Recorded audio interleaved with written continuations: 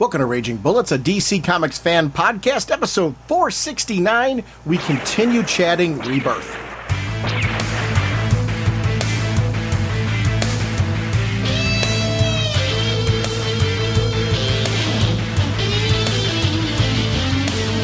Welcome to Raging Bullets. I'm Sean Whalen, drnorge. I'm joined as always by my co-host Jim, the sensei of the whatnot, Segulin, the Duke of You Know, and the elder statesman of the podcast.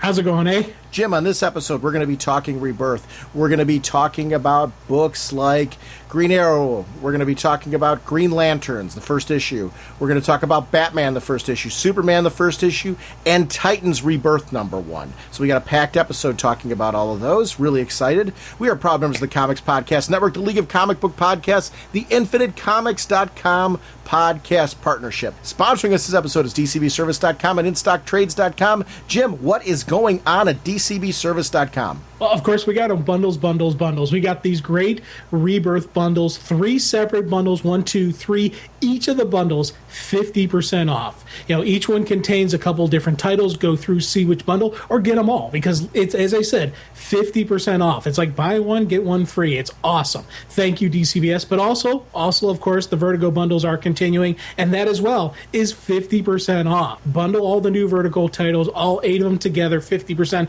only $15.92. And right there, we could stop and say thank you, and that's wonderful. But wait, there is more. I'm keeping up with these action figures because, granted, I don't collect all the action figures. There's a lot of people out there, but there's some really cool stuff coming out, especially Batman Arkham Knight's Batgirl Oracle 2-pack. Yes, you're getting both Barbara Gordon Batgirl, but you're also getting an Oracle action figure, which looks absolutely awesome, including special details on the backpack with her on the chair. They really tricked this out. It looks really awesome. 32% off, only $40.80 for the 2 action figures, which, to be honest, I'm going to tell you, I've already ordered just because it looks so awesome. An Oracle action figure. Come on. How can you pass that up? But also, they're doing this book and masks thing. They did in the past with the Joker's face and one of the Joker books. They take a trade paperback as well as a mask along with it. This time, it's Deathstroke. It's his Gods and War trade paper. It's volumes 1 through 6,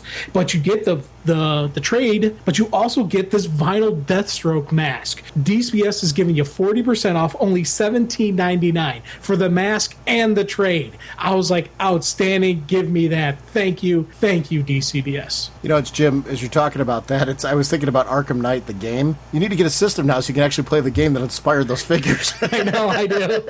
Because the game is phenomenal, absolutely phenomenal. So anyway, shifting over to InStockTrades.com, I'm going to shift something a little different this week and talk about a very specific book that came out. Dark Knight, A True Batman Story. This is that original graphic novel by Paul Dini and Eduardo Risso, and apologies for any name butchery, but I was really excited about this. I love these original graphic novels, and Paul Dini's background with Batman the Animated Series, Tiny Toon Adventures, and stuff like that. Walking home one evening, he was jumped and viciously beaten within an inch of his life. His recovery process was arduous and hampered by the imagined antics of the villains he was writing for television, including the Joker, Harley Quinn, and the Penguin. But despite how bleak his circumstances were, or perhaps because of it, this story sounds so awesome. It's basically a writer who is being pulled into Batman's world because of the fact that he was writing about them. I'm so excited about reading this one. 128 pages. This is an original graphic novel with great-looking artwork.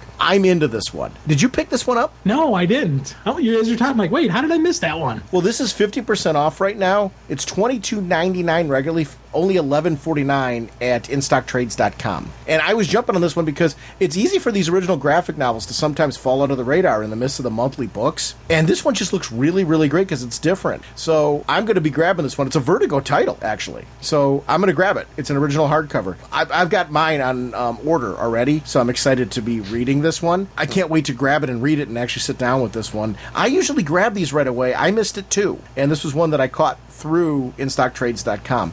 I go there and I check the top sellers. They've got a top sellers 1 through 10 list of the books that are like everyone's kind of jumping to, but they've also got those deals of the week that I always mention, and the top sellers, this was one of them, so jump on this one. But that's DCBService.com at InStockTrades.com. What kind of a podcast are we, Mr. Segulin? Wait, before we get into that, we've got to sing.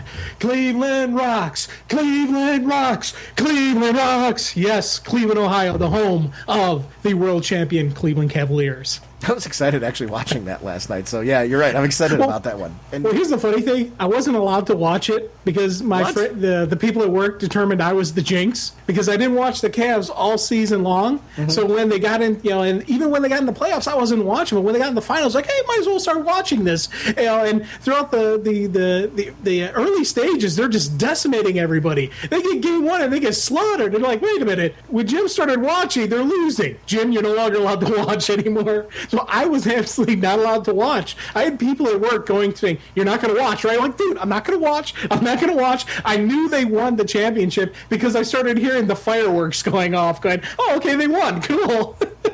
Oh, that's funny. But to answer your other question, Raging Bulls is a spoiler podcast. We go in-depth into plot lines, story twists, and whatnot of the comics we're discussing on today's show. So if you haven't read the books, you may want to come back later so you get better enjoy the show. Let's talk some comics. Nice work, Atom. What are these characters up to? Jim, so our first book this episode that we're going to talk about is Titans Rebirth #1. And I know this is one that you and I were both really excited about seeing, in particular because I was a big fan of the miniseries, and I thought that was great.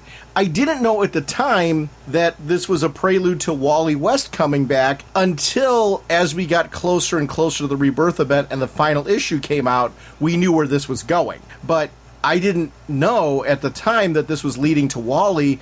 Man, does this issue fantastic. I love the way that they brought Wally back. I love that there's something going on, obviously, to our characters in this universe that we know from the Rebirth issue that the Watchmen have manipulated, or Dr. Manhattan has manipulated this world. We've got certain heroes, our speedsters, who are aware of it, and they're clicking with your Batman, your Teen Titan, or the Titans, I should say, Barry Allen. This is really great with what's going on here. I like this unfolding mystery. I like that it looks like it's going to be a big mystery. It's not something that's going to happen very quickly. Yeah, this is going to be covering, I'm going to guess multiple years. I don't think we're even by the end of the first year they'll have everything finalized. So I like the idea of just there's something big building, and each one they're starting to all figure it out. Okay, there's something else coming. This is just Act 1. This is the initial, their initial realization of what happened. And I like the fact that all these heroes are recognizing, hey, something else is coming. Especially, with this issue, you really saw them all just kind of, when they started remembering Wally, when they started, building, it's, I love seeing, the heroes actually, they've got the experience. They know what's going on. They've seen, that it's not just going to be one simple, oh, okay, everything's normal now. No, there's something it's always going to get a little bit worse for you. Once upon a time, we were the Teen Titans. That page just really set it off for me because we've got like new 52-ish versions of the outfits, while at the same time some of them are from the classic universe. Aqualad's outfit's a little closer to the classic universe. Obviously Donna Troy's goes right back to that era. Kid Flash, we're right back in the Kid Flash costume. I love the Dick Grayson costume switch. I grew up with the pixie boots. They don't bother me any. I really enjoy. I grew up with that, so I'm not one to go, oh, the pixie boots or that type of thing. That doesn't bother me. But I do like, we're in a more modern era, and if you're going to kind of do a soft reboot of these characters like this, yeah, it makes sense to give Dick Grayson a more today costume that better matches what his mentor's been doing. So I really like how that looks. Roy Harper, I don't mind the hat thing. We got that in there. Honestly, this for me felt like home because I love these characters. I'm a big Teen Titans fan. I grew up with this group of Teen Titans and really loving these characters. So to see them put back together again in this fashion where this is a great way to connect new readers, but also for those nostalgic readers, because we're going through kind of what Wally is. Our heroes have forgotten everything. We haven't. These are memories that we had that are special to us. I thought the whole picture thing in the beginning worked on so many layers. I love that it worked in the sense that we got to see Wally connecting with the team again, but I think for us as readers, for me, it was reconnecting with these characters again. One of the things that I found that was happening when they would do like these reboots of the Titans book, just a plain Titans book, I was really enjoying the Teen Titans, so I felt like the Titans book itself was kind of like a trip down memory lane, but never quite clicked for me. if that makes sense. Not in the same way that Teen Titans was. And this book did the opposite of that. I felt like this was totally nostalgic for me.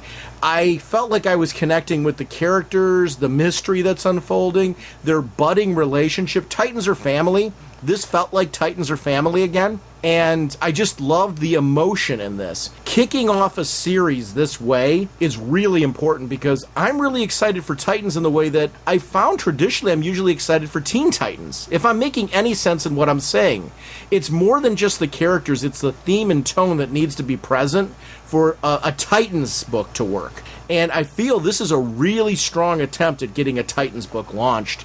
It's working for me on that level emotionally. I don't know if you're feeling the same way I am, though. How is this one vibing for you? Come on, 2 words: Titans together. Granted, that was the end of the book, but it's still, that's always been that mindset. It was more of, the Justice League is this force that were brought together to combat evil. Titans were a family. Titans were something more, something connection. And it was that, just that personal connection they all had with each other. Each one had, different friendships, different type of relationships, different, bondings. And it's, you think about it, that's the way life is. You got a group of friends, you're all together, you're all hanging out, but there's always going to be within that group certain people who are clicking a different way. Yes. And that was something that the strongest Titans writing I've ever read, you see that. You see this bond of a family unit, but you also see these individual connections. And I loved how this one played out. And here's an interesting thing. I never got a chance to finish off the Titans Hunt miniseries. I've liked the last 3 issues because of the craziness going on with my Italy trip and all that. I never got, so when Rebirth came out, I actually debated about finishing up the reading and then going into it. I thought, you know what? Let me jump into this without knowing the ending of Hunt and see how it played out. And you know what? Jump right in, was reading this. This issue is a great way. This issue alone itself is a jump on point for it. All you need to do is you do need to know who the Titans are, but to be honest, I'm thinking if you're not 100% familiar on them, this issue is a great way of kind of giving you a great introduction to who these people are. You get a groove of their power sets, you get a groove of their kind of personalities, and you also get a really great look into this family unit. I think that for me was the strength of this issue, that I was right along with you. I'm like, man, this is really cool thing. I loved the jumps from past to present. I love those flashbacks, the memory flashes that they were getting. This was just a really great intro issue to Titans, to the concept of the Titans and the Teen Titans and, just the whole family and whatnot. I agree. And it does a lot to distinguish itself, I think, from the upcoming Teen Titans book that Damien's going to be leading. And I think that's really important because I found that too often when they have both Teen Titans and Titans running, there isn't that distinction. And it's one of the reasons why I was making the point that I was making earlier. I've always felt like one of the titles they were both good. One of them was great. One of them was good for me. That was always kind of my vibe when there was Teen Titans and Titans running at the same time. This is great out of the starting gate. I'm really excited for the Teen Titans concept. That looks great. I'm excited to finally have a situation where I feel like both books are great and great concepts and really have me eager. Don't get me wrong, I never wanted to drop Titans or anything like that. I wasn't in that place, but it never was quite that same level for me, personally, as Teen Titans. This felt very different. Everything you're saying, I'm just like nodding when you were like, yes, and seeing them back in their, growing up together and having that friendship. I feel like they're pulling us along and giving us that connection that I really need.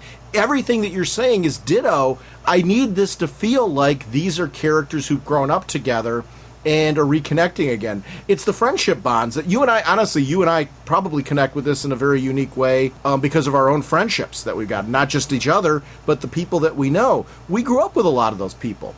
And a lot of times when we run into friends or have that opportunity, just today at work, I'll give you a great example. Somebody walked in at work today and they said, I know some friends of yours. And they said, who? And they said, Gorit's the last name. So, immediately I went to Joe and they said, no, his wife, Maureen. And so we started having to talk about Joe and Maureen. And it was a lot like this, where it's like, these are friends who are important to me that I've grown up with. I don't see them as much anymore, but the friendship and the feelings of friendship haven't changed any. That's what comics do really well when they're well written. It's the emotional piece where you can connect them to your life in your own way. It's where you start living through the characters. And this really had a lot of that vibe for me, to the point where just a personal event that happened today connected with me to this book, which is kind of neat. I love Wally's costume, by the way. Talk about a way to reboot a costume and give it a look of the classic Wally West, while at the same time giving it a look of Wally West the Flash. I am, like, in practice now, seeing this costume has just has me totally gelling with this. And Dick Grayson, going back to the blue, I thought was really great. It's like everything worked in the costume design on this for me. It's the right mix of classic with feeling a little bit more contemporary. It's just a great move. It's funny. I liked how when Wally and Dick Grayson first had that first initial meetings, and he doesn't recognize them, and it was kind of little within that dialogue, the inner dialogue. I love just a little joking. Now I'm thinking wearing a brand new costume was a mistake. That line right there just had me chuckling. And again, it's kind of that fun within an action sequence, fun within this this story playing out, and it was actually a great scene because right up then, bam, we get the memory zap. We get the energy and he gets zapped and he's like, Wally? And I love that just that realization on his face, like, he knows me. He knows me. It was awesome.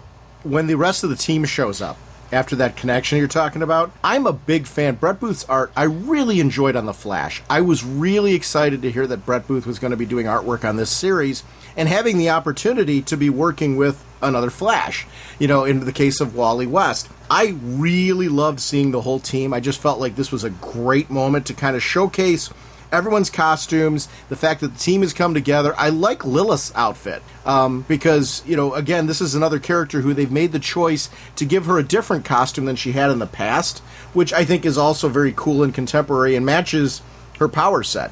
Everything's kind of working for me in this as far as the visual styling of this book, right down to the action. When the action starts kicking in, it's everything I want to see. The powers are correct, from arrows flying to Wally's little smile as all this is going. Like, he starts having fun in all this, and there needs to be a fun factor. That piece just really worked for me in this. Like, yeah, it's, trying to get his friends to remember who he is, but there's also that familiarity and fun of being around them again. And this is just like kind of a cool, desperate moment that I think was wound up having a lot of emotional mix throughout the whole thing, that I really loved the fact that it didn't just stay to one emotion. There was some fun mixed in with the desperation. Yeah, and I'm so glad you brought up the artwork, because this 2-page spread when Wally's sitting there going, hi guys, I love the look on his face, but also just how the team's forming around him. They're in a position. Man, did you pick the wrong apartment to bust into, pal? I love just the intensity. This was just a beautiful, beautiful page spread, and I completely agree with you on Lilith. I really dig that costume, but for me, I especially love Roy's costume. Oh, yeah. Because I was anti-trucker hat. So I'm glad we kind of changed it around. He still got the ball cap, but it's not the trucker cap. And just how his costume design, that looks really cool. I agree with you. I actually really like the change, too. It actually shows a maturity for a lot of these characters, what's happening in this book. And you want to see that. I like evolution of characters. You and I both talk about this on the show a lot, how we like seeing characters evolve. We like a sense of progression.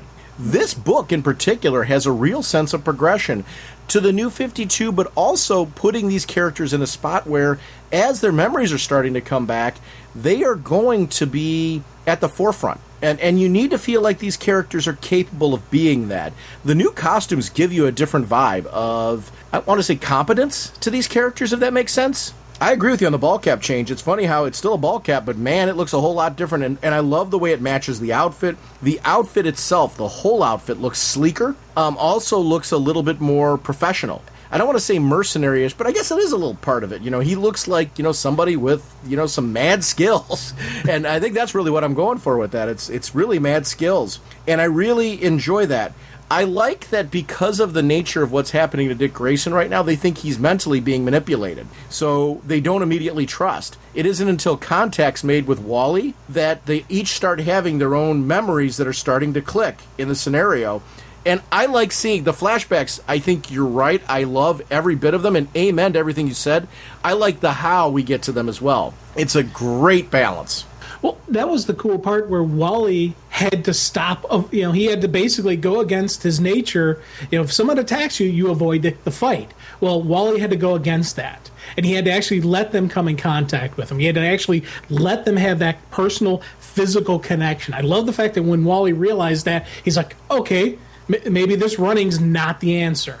Donna's back on me. This time, I'd let her make contact. More sparks, more memories. I love just how he realized that. And again, it brings part of the whole family thing where this is his family. He's got to trust them. He's got to let them in. And it's kind of the whole opening up and just being out there for the people who are closest to you. I love that part of this whole kind of little side part of this story. I like that we don't find Dick Grayson's memory until the very end. And it's that time where they jump into the Batmobile. And man, talk about living vicariously through two characters. I was just playing last night Batman Arkham Knight, the game. I'm going back to it now and playing the download content. Because it's nice because you go back in the main game now. They got these most wanted scenarios where you go up against some of the villains that were featured in previous games but haven't made it to this one. There was a Ra's al Ghul segment I was doing last night. But the nice part about the downloads now, you can also throw on the costume from the Batman v Superman game. Ooh. I mean, not game, the movie. And play it in the game, and it looks really good in the game. I mean, it looks like it's fresh out of the movie. So I flipped that on, and I'm running around town playing as that Batman and enjoying the whole scenario. The story's continuing for me. So I was geeking out driving around in the Batmobile in that game. And now, flipping back to this and seeing this sequence again, I'm like, yeah, man, that's geeky cool. I would want to drive around I'm an adult. I still want to drive around in the Batmobile. So, I mean, that stuff is really neat. Well, and I love the line he has. I never ride in cars, but I want to ride in this one. That for me was just, again, the great just moment of these two. And it's, and I know that I've seen somewhere this sequence play out where where Robin and Kid Flash steal the Batmobile. They go on a joyride. I can't remember what issue it was or in what story it was, but I know I've seen this scenario play out somewhere. Do you remember where it was? It might have been in the previous universe that the two of them did that, going back to a classic Titans story. I don't know. I don't remember. I'm with you that this looks vaguely familiar. I didn't connect with that until you said it. I'm like, oh, I think Jim's right. So I'm not clicking with that until you mentioned it. So I think you're right on that based on what you're saying. But I'm having a Wally moment right now where I can't quite tell you where. So I don't know. But I believe you're right. I believe that we've seen this at some point in time before in the previous universe. I don't know, though. I honestly, the whole I'm finally home sequence and him finally having a conversation with them, I thought was just really great. I think the way that this story emotionally took us through a reconnecting of friends, a bond of trust coming out of that, because you got to figure their memories are still clicking as they're talking to him. So they're not fully there yet. So you have to trust the emotion of a friendship here. And they start to do that almost immediately, which shows you how strong that bond really is between these characters. And that part I thought was really neat, because people by their nature are mistrustful, right? I mean, it's kind of a thing. And in this case, it just shows that when you have really strong friendship bonds, you kind of put that aside and naturally give that trumps that. And I like that. I liked how this played out in that sequence. It felt very natural and very real to traditional friendships. And that part, I think, was just great writing. This is really a well-written issue. Oh, God, yeah. And I love the fact that they keep talking about how they knew something was missing. Even when they got back together, they still had that little bit nagging at them. And it's that cool, how they all went through that same feeling when they finally remembered Wally. They're all like, how could we not remember him? Barry had that same reaction. Those are things that always gets me. I always like seeing that kind of stuff where they're just like, how could we do that, man? We knew something was missing. We should have known it was you. And that is always something that gets to me, because I'm like, man, that's that bond of friendship. But also, I love this sequence because as they're talking about this, Wally's laying out what's going on, and they don't completely know, but it's still that trust. And it's still that the hero, the Titans are coming together. They know something big is coming, what they're going to face it together like a family. And I keep loving the fact that they really put together family, friends, just that concept that's more than just a team. And that's always been the great thing about the Titans, Teen Titans, all of the variations on the name that you can come up with. That for me was always those best parts of the stories that always linked to me. And I always said, man, this is a really cool team. I like this idea that we're learning more about what happened to this world. Like, Wally spells it out. They attacked our world by changing its history. So this was an attack, and he's afraid it's going to happen again.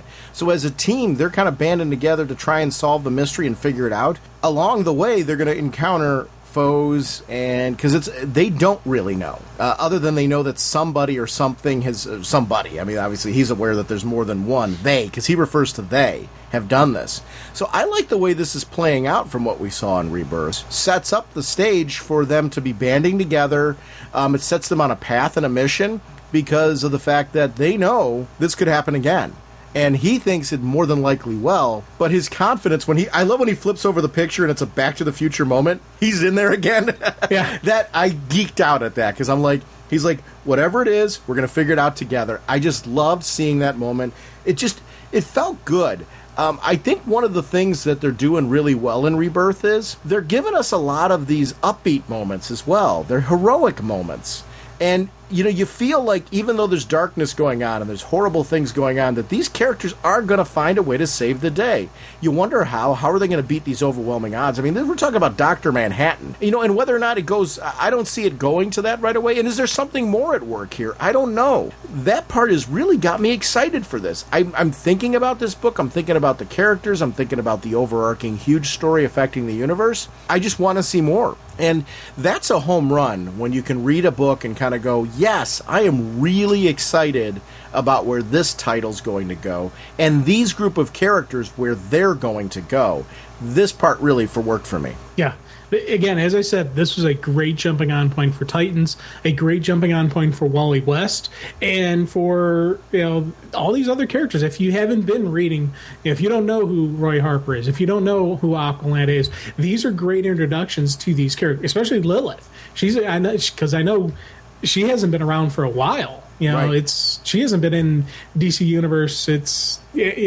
For a while now. So this coming in, giving you a great introduction on who she is. And Donna Troy, I'm really happy that Donna's on this team, and we're getting, I liked the Amazon, the Gumby, Clay, Donna Troy that we were getting. I thought that was cool, how her story played out in Wonder Woman and the Redemption. But I am digging this version of Donna Troy, that they're slowly bringing her back, especially the opening when Donna initially lashes out at him. I love how Wally called it on that, saying Donna's fury, she's going to immediately protect anyone who harms someone she loves. And I love the fact that Wally, obviously he's not mad at his friend for attacking him, but he recognizes this is why she's doing this, because she is a protector, she is a guardian, especially if you're someone who cares about, she's going to fight for you. And that was always a Donna Troy characteristic that was in the previous universes, I'm glad they're really bringing that home. I totally agree with you. That is the part, you're right, this feeling of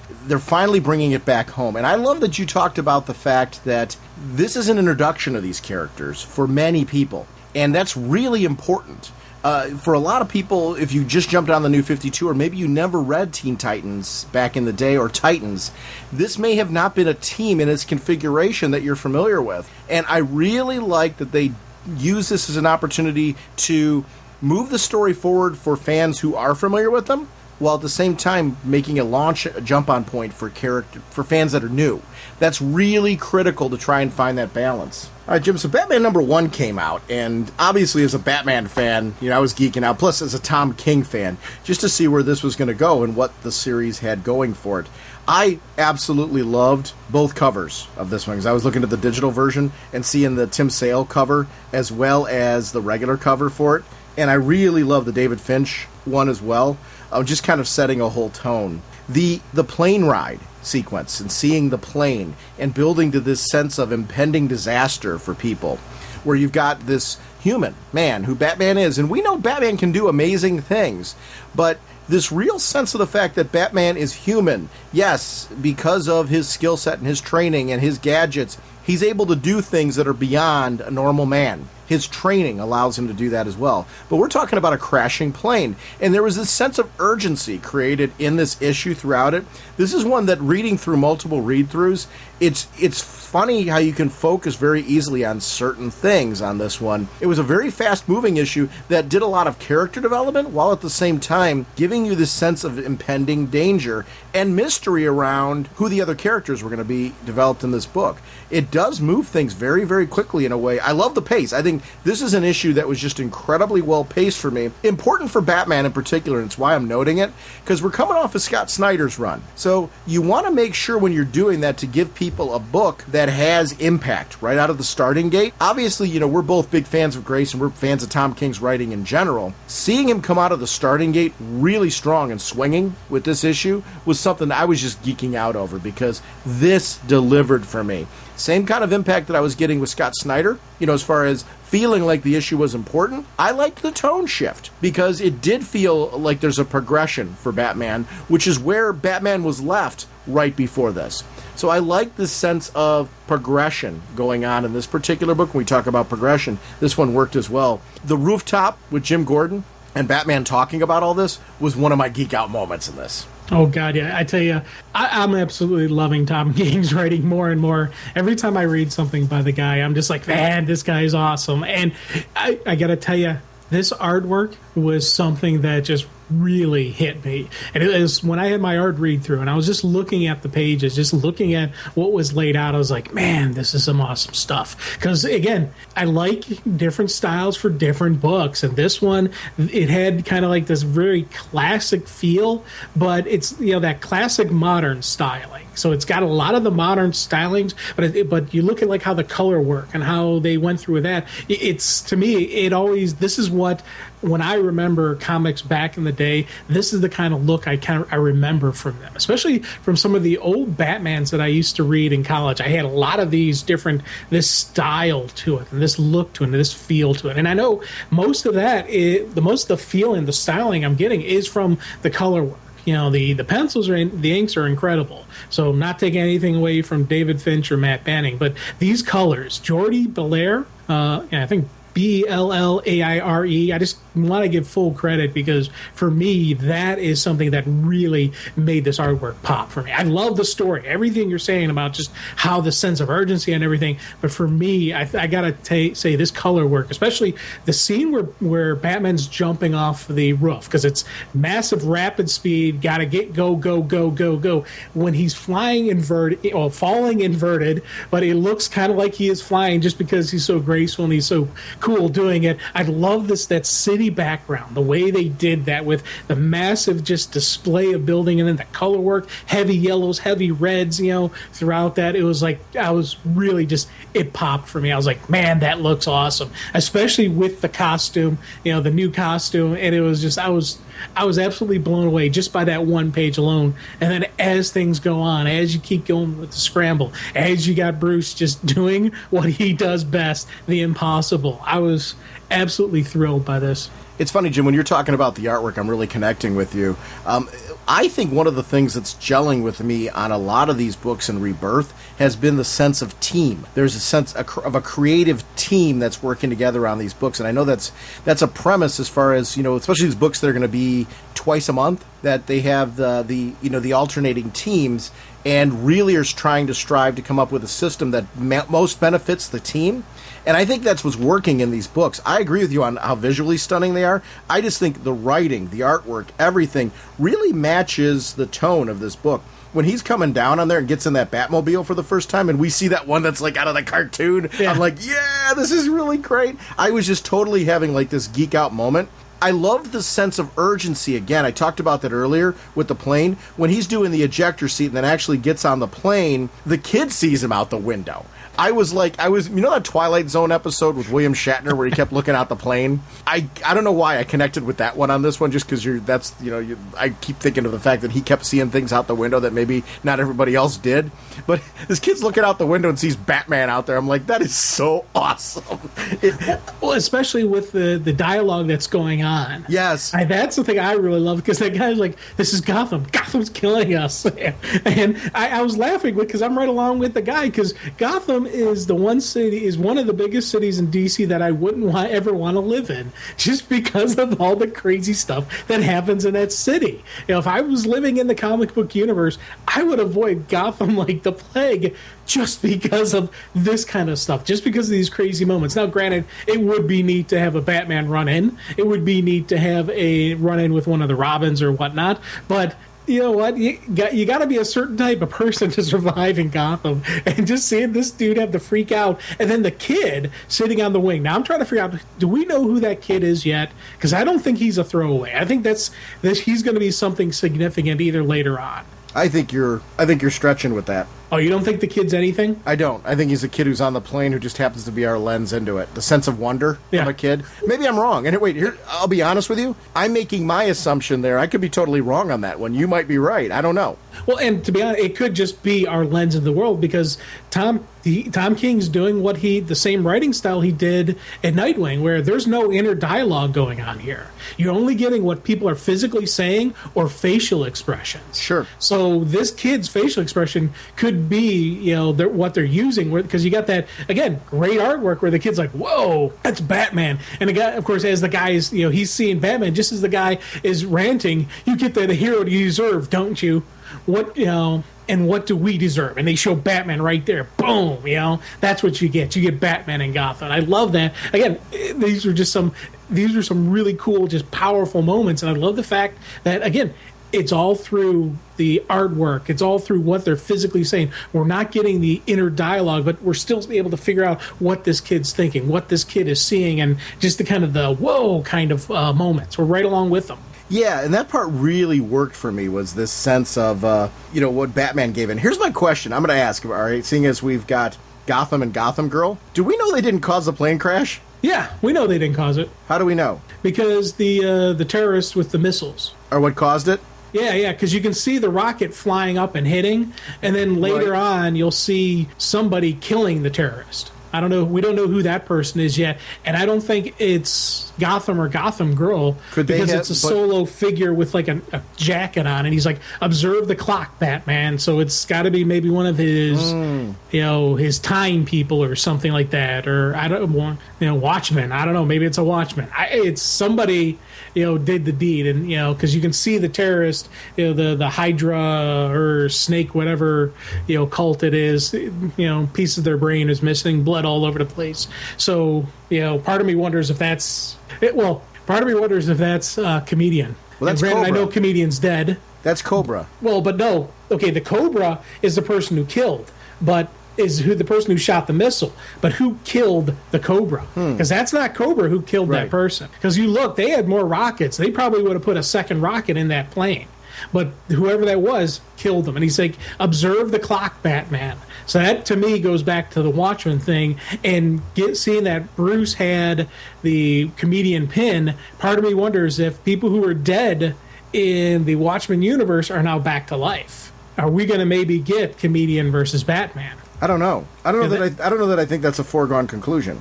Oh no, me neither. But again, these are just things that have been running through my head. First read through, I saw the Hydra. I keep saying Hydra. I know it's Cobra, but I keep saying Hydra because I just read the Captain America thing, so I've got that running through my head. But it's the Cobra, and they talk about it earlier. Gordon talks about the raid on the thing, and so I knew all that. But then you see the body, I'm like, who is that? Who could that be? And that was one of the many theories that popped in my head. Talking about the clock also got me thinking of some of his different rogues who have a time fetish. It could have been one of them, or I don't know. It's it's somebody. There's another player in the middle of this. Take a look at how big that guy is, though. Yeah. You know that it's not Gotham? No, I don't know for certain. The reason I don't think it's not Gotham is because you look at his jacket. He obviously has a jacket. He doesn't have a cape on. Gotham has a cape. Plus, Gotham Girl is not there. So does Clark Kent. Yeah, I know. Many times. And because of super speed, he's able to change almost immediately. And if you take a look at the amount of time that passes before they actually show up on the scene, it's not out of the realm of possibility. And I agree with you that there might be a third party involved. I guess what I'm saying is, typically when you've got two people that show up that wind up being this new hero on the scene out of nowhere, they usually in the end wind up being bad. Hold on. I agree with you on that. I think they're bad as well. And I think, that's going to maybe play out. And who knows who, I don't know who they are yet, but I'm with you. Well, my first thought is, okay, these are two new villains. The first thought, of course, is Kryptonian, or are they something else? Don't know what they are or who they are, but I'm with you. I was thinking villain, but with this one, I was actually thinking this is a different person. So that's where I'm at. But again, if this turns out to be Gotham, I wouldn't have an issue with it with everything you said about very easy just to take off a jacket, very easy to do that and fly off and then catch the plane. That's that would be a nothing, a nothing for me to say that this is Gotham. But again, you know how I get sometimes when I start going through a sub story in my head. That was the sub story that was playing out with me, is that maybe this is another one of the Watchmen. Maybe this is one of them playing into this. So and again, don't know. This is just me throwing out a what if maybe kind of scenario. I guess what I'm saying is, why was that Cobra guy killed? In that particular case, that person killed that guy. One of the advantages to killing that guy versus apprehending him or anything else is he can't speak. Right. He can't share who hired, can't share who financed, put him in that position, who's working with him. I'm very curious to see where this goes. I don't know. I'm fascinated by this story, and honestly, Gotham and Gotham Girl could be on the up and up. I could be completely wrong on that. You're right; it could be a third party. I could be completely wrong on that. Love the fact that this is a mystery I'm engaged in. I don't think like what you said is completely bunk. I'm sharing other possibilities that I think might be playing out here, just because of the fact that I'm enjoying the mystery. So I'm actually loving your thoughts because of the fact that they weren't mine, but they're valid. That's part of the fun of a mystery, is trying to sort it out and trying to look at the pieces. And that's one of the great things about this book right now is it's a high-action issue, but the detective piece isn't lost. And that's something that I find that's really fascinating about this, where it's a mystery that you want to solve along with Batman, and that part's really interesting. I just thought the cliffhanger conclusion was really interesting in this, and I love that we only got to wait 2 weeks to find out more. Yeah, I know. I'm kind of glad with these multiple per month because of that reason. I get more Batman. I get more stories. I'm not waiting as long, and I'm a bit impatient, as you know. So I think that's, for me, is something kind of cool. But for me, probably I'm going to say the highlight of this issue.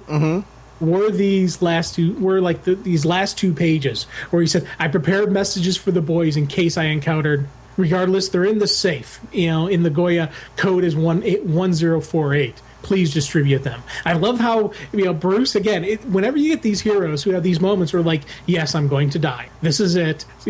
Say goodbye to them. Make sure they're okay. And I love just those moments always touch, get to me. Just especially you get someone like Batman being kind of sentimental here. Asking, would his mother and father have been proud? And that for me was like, man, that is something like, whoa. Because again, and Alfred's right there, right along with him, and just Alfred having the stoic moments, but then just that moment where you see it get to him, and Alfred's just like a second away from losing it, but he's got to stay strong for Bruce in these final moments, and that kind of stuff always just gets me emotional. Can we jump to Superman #1? As long as we're talking about, some of the big characters right now, because I really want to talk about that book. I love the cover. I'm looking at the cover right now.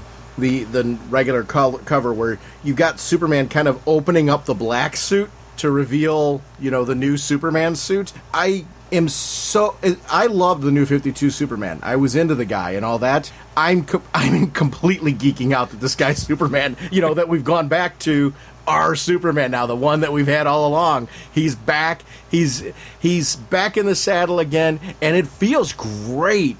There is a sense of hope and wonder to this guy that is really getting me. We're gonna share a voicemail a little bit about the Batman v Superman movie, which you and I both liked a lot. I loved it. And one of the things that I think that's important, though, in the reaction to it, the movie did gangbusters, yes, but they're not ignoring the critical reaction to the film. So I love that they're taking a look at, they put Jeff Johns, in a definitely a much more active leadership role of all this, and really started readjusting their tone and direction with these. It's pretty important because you want to get that sense of, it's a lot of what they're doing with Rebirth, I think, right now. They're taking a look at what's the fan reaction. Yeah, we've got a fan base that's really digging what we're doing, but we've also got a fan base that's being alienated by what we're doing. How do we connect those two? And that's a key.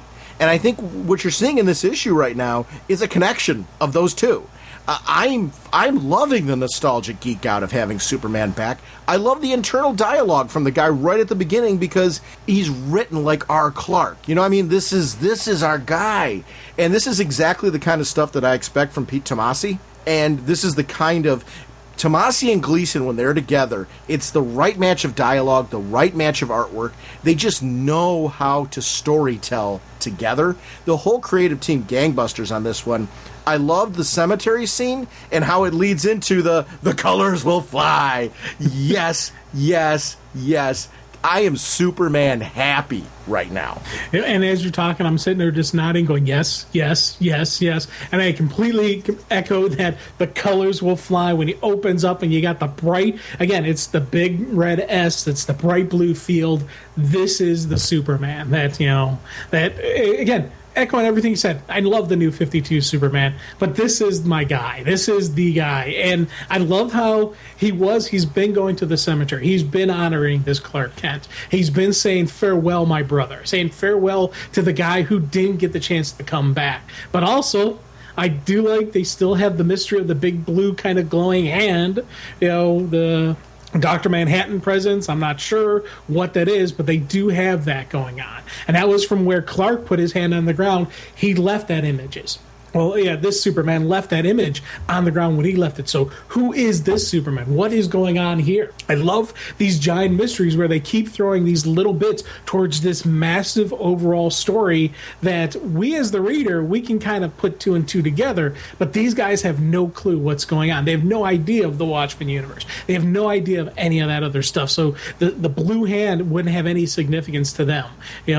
So I love the fact that we're seeing this kind of stuff play out, but as this is playing out, we're still getting these great hoorah Superman moments. Again, I completely echo everything you're saying. I loved how that looked, and then it went into the next splash page, which showed, again, even more Superman stuff. Just some classic images of, Jor-El and his mom and his dad, the ship, him with the Kents, just the variations on the different Superman stuff that he's done. It was a really cool, just a nice splash page to lead into from the cemetery scene, then into the regular action of the issue. I love the farm again. I know I've mentioned this before previously, but I love it having a farm setting. There's something home about Superman and the farm.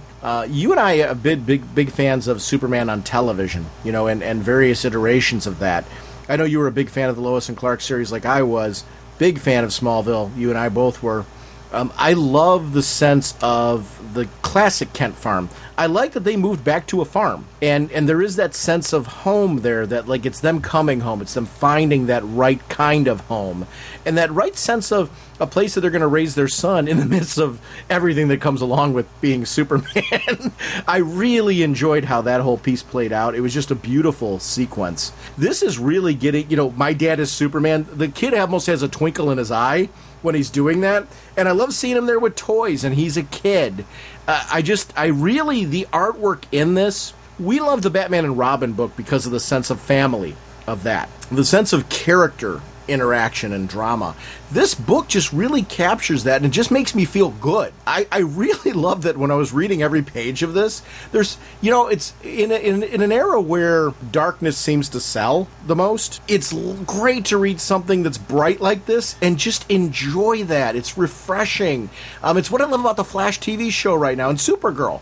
These are shows that are doing bright things, and there's danger. Yes, there's a sense of darkness to villains that are coming in, but there's hope as well.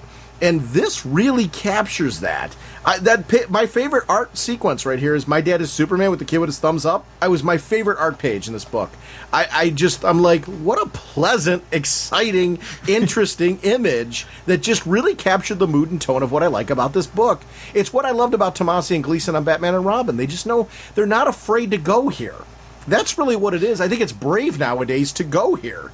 And I find it refreshing and interesting, and it makes this a must-read book for me. Yeah, and I'm going to echo everything you said and agree with you, but the one thing that for me that really sold me on this was, I've been sold on this, but one thing that really just stood out for me was how they went from this moment, this bright, sparkly shine, my dad is Superman, to a little bit darker later on. Sure. And they had that great flow through, especially with John, because in this issue, we saw him going, yeah, yes, sir, and he's all, happy to get started on building the barn and everything, and then he has that one little tragedy with his kitty cat, and everything changes, and you see just that, that shift in him. You see just that, that you see that darkness come out, and I loved how he's reacting, how he's feeling terrible about what happens. He doesn't know how to express himself. He doesn't know what to do, so he lashes out, and it's like any kid would do, and that for me was such a great, just this moment where you see this kid go through all these high to this anger and rage, and it was, again, this is a kid. I loved how that played out. For me, the roller coaster of emotion that this little dude went through in this issue, for me, was one of those really awesome parts of this issue. And I totally agree with everything you're saying. I'm not saying there wasn't any darkness in this book. I don't mean it that way. I actually, with you, I love the transition between tone, because I think it was more pointed because of the fact that the whole issue didn't have to be dark to get there. I think when it happens, it's like, oh my gosh, but then you get this sense of this poor kid is going through something that no one can understand. The fact that he's got these powers, he's been trying to hide them, they unleash, and it's an accident. Sometimes things are just an accident. In this case, it's a fatal accident. And there's some psychological piece to that. He feels incredibly guilty about it. He's got to live up to the fact that his dad's Superman, this overwhelmingly positive hero who, in his mind, is larger than life. And you don't want to disappoint Dad, and you also don't want to prove Dad right by your actions. And I think we've all been there at some point in time in life with a parent where you're kind of in this spot, not by killing the cat, but I mean, you know what I mean? You get that sense of emotion. You connect with that. I love the girl. Yeah. The girl has two ways she can react to this. She can speak up, or she can sympathize with the kid. And there's a budding friendship there that I don't know how that's going to play out. But that has me very interested. Like, what's her deal? What's her story? Is she on the up and up? Did she tell anybody at all? Do they become friends? What does that look like? I can't wait to see where that goes. There's a certain sense of fear that she has, but at the same time, is it fear of him, fear for him, or all of the above? That part was compelling to me in how this was written, because it wasn't all just darkness. It was a lot of really strong character development in it. So the balance and flow of this issue is just phenomenal. A lot of content here. Oh God, yeah, and I loved, again, like with you, I loved how when he blasts the hawk, fries his cat and the hawk, and then as he looks down, he sees her. That for me was just a great panel there, and the look in her face, again, that look in her face. Is it fear? Is it what is going through her mind? I thought for you, my first thought that popped in my head was, and I'm hoping this is true, that's his Lana. Right there, that's his Lana. That's going to be the person who knows his secret, who he can trust and share with. Now, again, as we talked about with, when we were talking about Batman, when they introduce a new hero, a lot of times they're not a hero, they're a bad guy. Are they going to do the same thing with us, with her? Introduce us, get us thinking, oh, this is going to be his Lana. Yeah, that's great. And turns out she's not. I hope that's not the case they do. I hope this isn't a swerve. I hope this is just a sweet girl who sees this sweet little boy who's got these remarkable powers, who needs a friend. And I'm hoping that's what we're going to get out of this. But again, you never really know, But I again, these were just these couple panels that came through. The look on her face, the look on his face, the sadness, and then when he's with his dad again, it's like, yeah, no, you go ahead. Maybe you're right. I shouldn't use my powers, because he feels horrible that he fried his cat. He feels horrible that he broke his promise to his dad. And I think that for me was a really cool thing. It wasn't just about losing his cat. It was about the fact that he broke his promise. He used his powers when he said he wouldn't. So there's so many different emotions that are going through my head as I'm reading these panels, as I'm seeing this kid with his dad who's just calmly has a tractor over his head. It was just this really cool, just father-son inside a superhero universe moments. Yeah, I totally agree with you. That part was really great. The sense of shame was something that really struck me. Shame, anger, disappointment. I mean, there's also a sense of loss. That's his cat. I mean, so he didn't want to do that. The crazy mix of emotion, lashing out at the fact that now I've been caught by this girl. Is Dad going to find out? Am I going to get in trouble? What does that mean? What does she think of me? This poor kid's just going through such a series of emotions that are hard for an adult to go through, much less a kid. And I really love that part of it. The ending conclusion with the meeting of this Trinity, and I am tentative in saying that because it's a different Superman with Batman and Wonder Woman in this moment. I really loved how this all played out. The cliffhanger of quickly and quietly, you're coming with me. I can't wait to see where it goes next. Yeah. Again, 2 weeks, right? Oh, yeah. Yeah, this is the bi-monthly, right? Yeah. And I loved how Jonathan was straining to hear what was going on, though. Yes. He does have some good super hearing. He can hear some of the stuff going on, but it's not fully developed yet. So he couldn't pick up everything. And so we do get this, because I love how you said a tentative Trinity, because they're not a Trinity yet. They got the potential to be. They got the potential to maybe trust him. But they don't know him. He's still a stranger to them. Yes. And the fact that they now know where he's at. Did he share with them or did Bruce find him? That's the story I want to know, is how did they know where to go? Was this something that he shared with them, in a trusting manner, or was it something that Bruce figured out because he is Batman?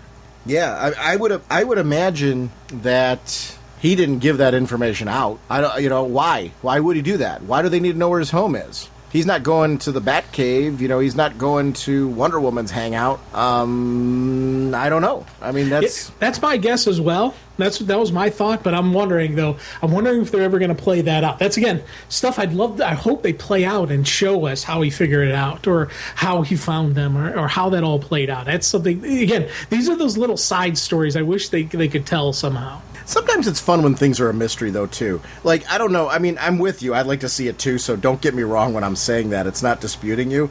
I don't know. One of the great things about comics and storytelling in general is it's just as interesting, the things that you don't know and you assume and kind of are left to your own imagination as far as what may have happened. Because I think everything we threw out there are possibilities, and sometimes there's not a need to fill them in. We might find out next issue. We may not. And who knows? It could have been when the kid blasted, that it revealed the location. Again, yeah, that could be. And that could be why they were having a conversation with him, saying, hey, because one of the lines they talk about, they do say the boy, and he's like, hey, he's off limits, power levels. And they threw that out there where he's unstable. He's there's some danger here.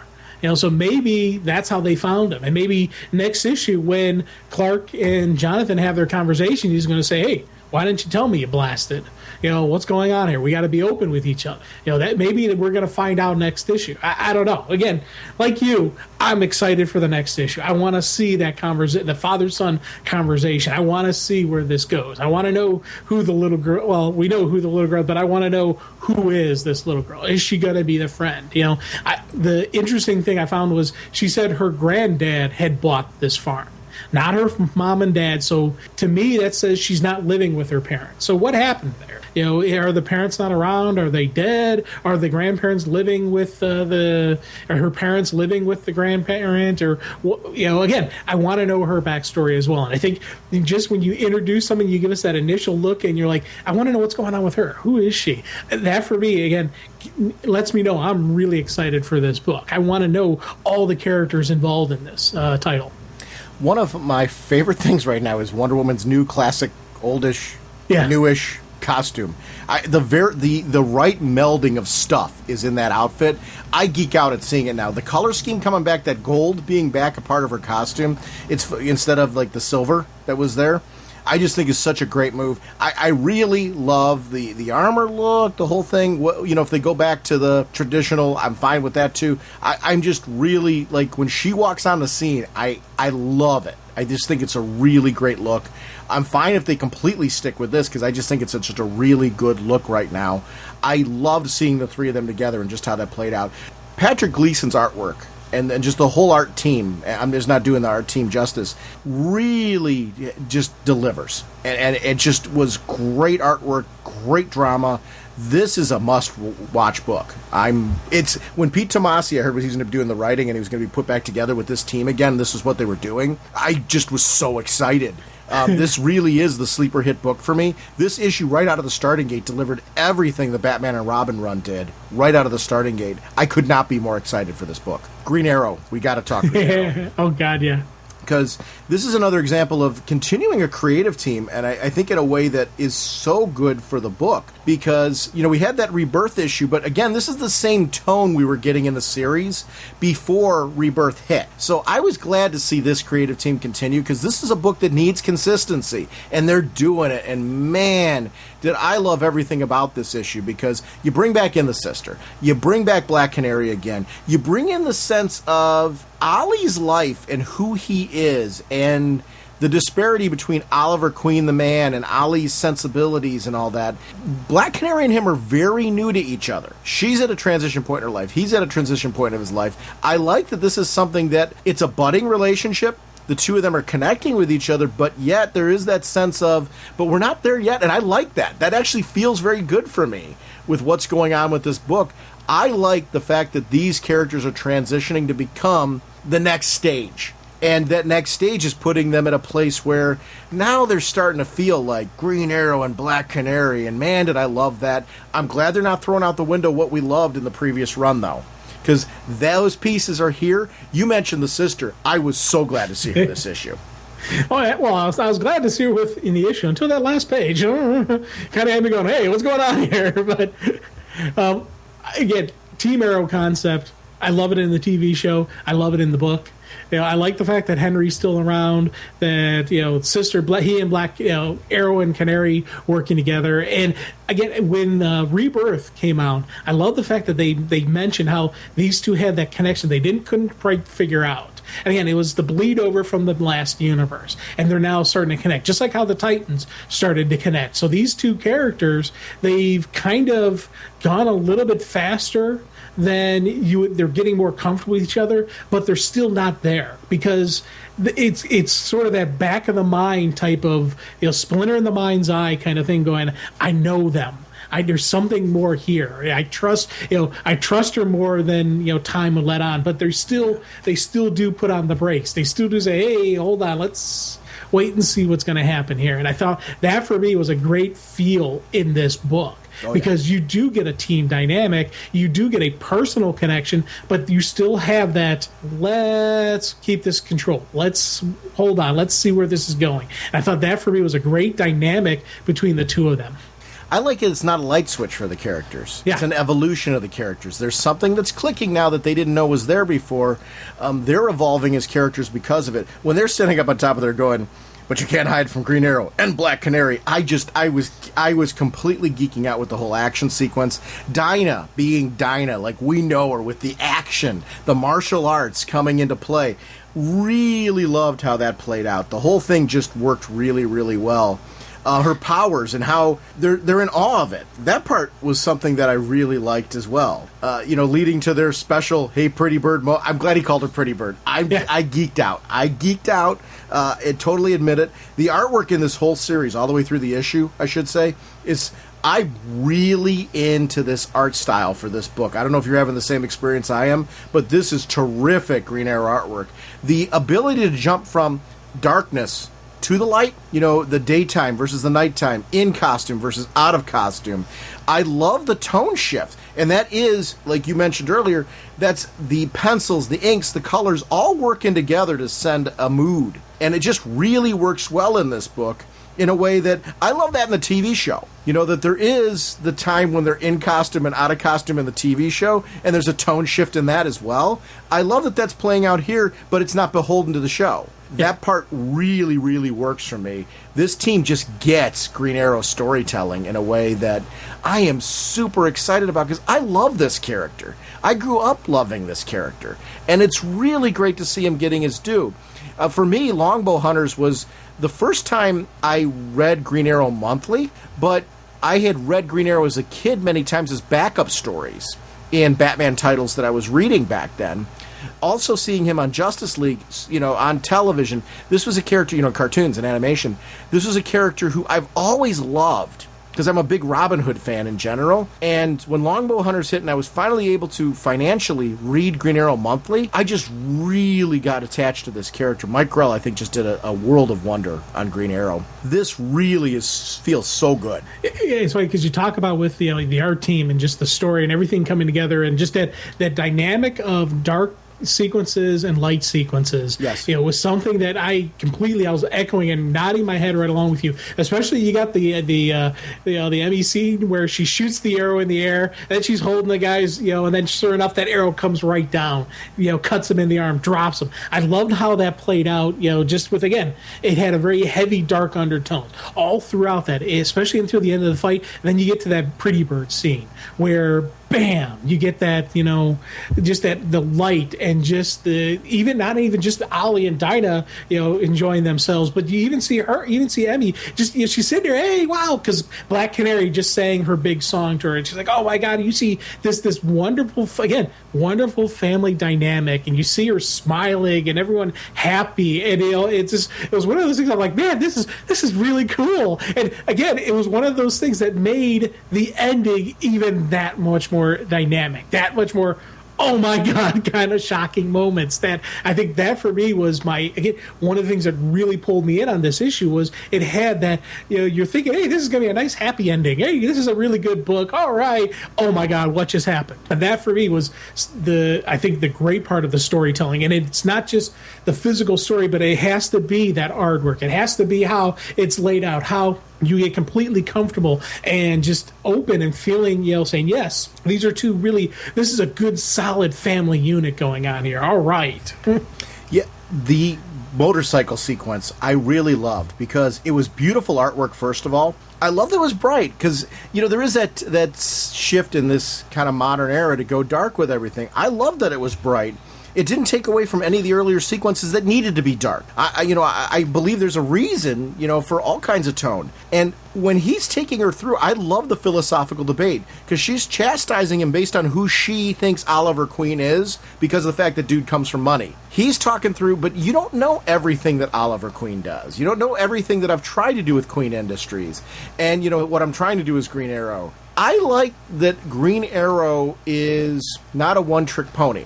And there's certain things that she's saying that's correct. There's certain things that he's saying that's correct. I love the debate between the two of them and the fact that this feels natural. This is a natural getting to know process, especially when you're dealing with somebody who comes from money. I like the way this all played out because it felt like a very natural discussion and a real debate between the two where she's kind of like, it could be or it couldn't be a relationship. This is something where we need space to kind of figure out. I like that we haven't seen the end of this, but she's kind of not sure if she fits into his world. I like that he sees something there. When she walks away in that moment, woof. Well, I like that she calls him on the fact that he only has one relationship in his life that isn't based on money. And he was like, oh, that's not true. I've got Henry. He works for you. Well, my CFO also works for you. Then he goes, there used to be someone. He used to be a friend. Used to be, and of course talking about Roy. But again, that for me was a great moment because this is Ollie has this connection to her, but maybe what's going on here, and I'm part of that scene right there. I'm hoping we're going to get an Ollie, Queen, Roy kind of reach out and just that kind of maybe bringing him back in the fold, maybe talking to, maybe have these moments between Ollie and Roy, because again, that's something I would like to see further go on, because like with Diana, I'm agreed, he doesn't have a lot of personal friendships. And that's kind of where I'd like to see again those classic hard traveling hero stories. Which that was a great story, that I absolutely loved. Again, we don't have that really in this universe. I'd like to maybe see if we could get something like that. I'd like to see what Ollie is going to do, where this maybe could lead to stuff. And again, just these couple pages gets you thinking and gets you going. And that, to me, again, it says something about the story that's laid out where just a couple pages, a couple panels can get you thinking on these other tangents. That, for me, is power in a storytelling. Like why the underground men were trafficking the Seattle homeless population in a Queen Industries shipping container. It sets him thinking. He listens to every word she said, sets him thinking, I need to know what's going on at my company. He goes right to his higher-ups, to people working in his company, and they're like, you know what, it's time. We let Ollie Queen go too long. Now we're going to have to take him out. And it leads to, the Shadow reveal of it being Shadow was the piece. Now, here's the question. Do you think she really turned on him, or is she a double agent? I'm thinking a double agent. I don't think she actually turned. I think, she's such a good archer. She could put an arrow in his back a millimeter away from a death blow. So it would look like he's dead, but he's really not dead. I think she's that good of an archer. Now, Shadow, I think, actually is trying to kill him. But I don't think his sister is doing it. I don't think that's the case. I think she is.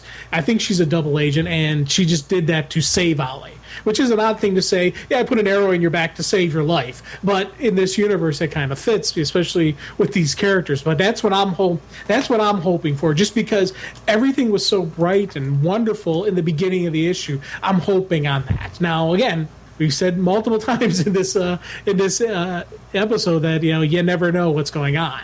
You don't truly know if this is going to be the case. Is the good person going to be good? Is the bad person going to be bad? And that, again, that's the mystery unfolding is kind of neat.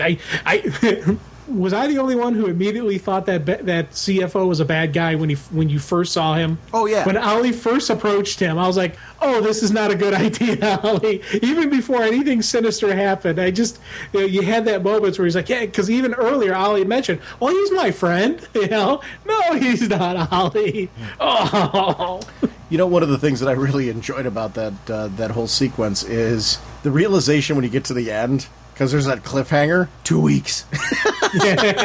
This, I'm honestly loving the way that they're rolling out these books. I like that instead of doing, Green Arrow and Black Canary as two separate titles with two separate storylines, we're getting twice monthly some of these great top-tier titles. I'm into this. If we're getting this kind of storytelling, I'm going to be curious to see, how long this is sustained. But, man, this is a great way to kick it off because I want more story right out of the starting gate. To get this bi-weekly, tremendous. I don't care that you got to alternate art teams for this. I want more of this right away. Please. Yeah, and I'm excited to see what the other art team does. Yes. Yeah, I want to see just how the two different art teams work together.